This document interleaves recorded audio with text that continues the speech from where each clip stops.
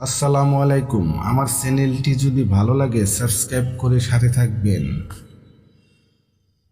সূরা ইনসান আয়াত 11 তাফসির।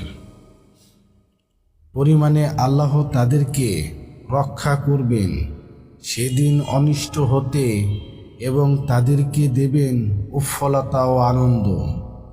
যেমন সে তার অনিষ্টকে ভয় করত এবং তা হতে বাঁচার জন্য আল্লাহর আনুগত্য করত।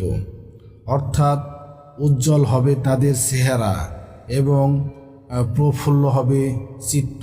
যখন মানুষের অন্তরে প্রফুল্লতায় ভরে যায় তখন তার মুখমণ্ডল আনন্দে উজ্জ্বল হয়। নবী সাল্লাল্লাহু আলাইহি সাল্লাম এর সম্পর্কে এসেছে যে যখন তিনি কোনো বিষয়ে খুশি হতেন তখন তার পবিত্র মুখমণ্ডল এমন উজ্জ্বল হতো যে তা চাঁদের টুকরা।